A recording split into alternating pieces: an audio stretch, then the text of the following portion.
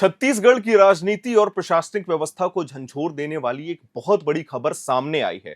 हम अपने दर्शकों को बता दें, 3200 करोड़ के बहुचर्चित शराब घोटाले में ईडी ने अब तक की सबसे अहम कार्रवाई करते हुए सौम्या चौरसिया को गिरफ्तार कर लिया है। यह वही नाम है जिसे कभी सत्ता के सबसे ताकतवर गलियारों का हिस्सा माना जाता था। इस गिरफ्तारी ने न सिर्फ राज्य की राजनीति में हलचल तेज कर दी है, बल्कि यह सवाल भी खड़ा कर दिया है कि आखिर छत्तीसगढ़ के इन बड़े घोटालों के पीछे असली खेल क्या था और ये पूरा का पूरा खेल कहां से चलाया जा रहा था। ईडी ने यह गिरफ्तारी मनी लॉन्ड्रिंग के आरोपों के तहत की है। इससे पहले एजेंसी ने सौम्या चौरसिया को समन भेजकर पूछताछ के लिए भी बुलाया था। करीब 7 घंटों तक चली गहन पूछताछ के दौरान शराब कारोबार से जुड़े अवैध लेन देन, कमीशनखोरी और सरकारी तंत्र के दुरुपयोग को लेकर कई अहम जानकारियां भी सामने आने का दावा किया गया था ईडी के द्वारा। ईडी का कहना है कि इसी पूछताछ के दौरान मिले दस्तावेजों और इनपुट के आधार पर उनके खिलाफ पर्याप्त साक्ष्य हमारे पास मौजूद थे, जिसके बाद गिरफ्तारी की गई है। हम अपने दर्शकों को यह भी बता दें कि जांच एजेंसी के मुताबिक छत्तीसगढ़ शराब घोटाले में भारी मात्रा में अवैध धन का प्रवाह हुआ। इस पैसे को अलग अलग तरीकों से इधर उधर किया गया और पूरे नेटवर्क में कई बड़े नाम भी शामिल रहे हैं। ईडी का दावा है कि इस पूरे खेल में किसकी क्या भूमिका रही, इसे साफ करने के लिए सौम्या चौरसिया से पूछताछ बेहद जरूरी थी। अब एजेंसी इस मामले में आगे की जांच के लिए उन्हें रिमांड पर लेने की तैयारी भी कर रही है। हम अपने दर्शकों को यह भी बता दें कि गिरफ्तारी के बाद, कल गिरफ्तारी हो गई थी सौम्या चौरसिया को और आज उन्हें विशेष अदालत में पेश भी किया जाने वाला है।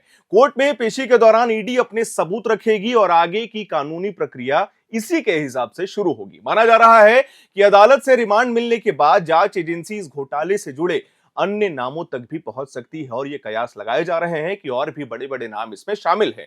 यह पहली बार नहीं है जब सौम्या चौरसिया का नाम किसी बड़े आर्थिक घोटाले में सामने आया हो। इससे पहले वह 570 करोड़ के कोल लेवी घोटाले में भी जेल जा चुकी हैं। उस मामले में जमानत मिलने के बाद वह जेल से बाहर आई थी, लेकिन अब शराब घोटाले के दोबारा गिरफ्तारी ने उनकी मुश्किलें एक बार फिर से पूरी तरीके से बढ़ा दी। सौम्या चौरसिया को पूर्व मुख्यमंत्री भूपेश बघेल की करीबी अधिकारी के रूप में भी जाना जाता है। वर्ष 2008 में राज्य सेवा के लिए चयन के बाद भूपेश बघेल के मुख्यमंत्री पद की शपथ लेने के महज 3 दिन के भीतर ही उन्हें उप सचिव बना दिया गया था। ये उस समय बहुत बड़ी खबर थी।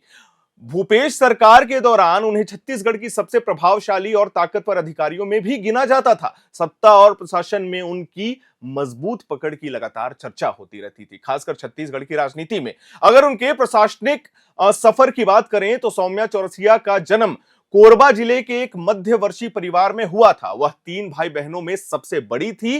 पढ़ाई पूरी करने के बाद उन्होंने 2008 में सीजीपीएससी की परीक्षा पास की थी।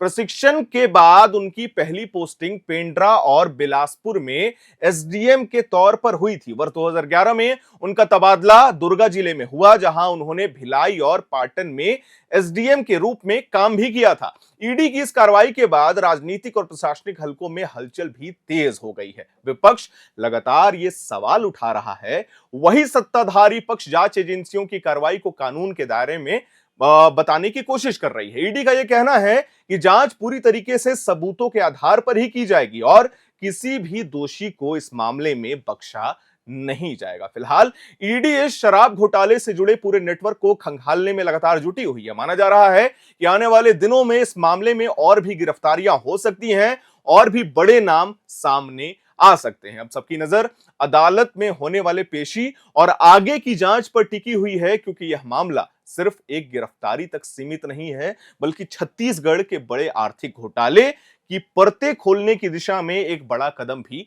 माना जा रहा है, क्योंकि रकम छोटा नहीं था, 3200 करोड़। खैर, इस मामले पे आगे क्या अपडेट्स आता है हम अपने चैनल के माध्यम से अपने दर्शकों को देते जाएंगे।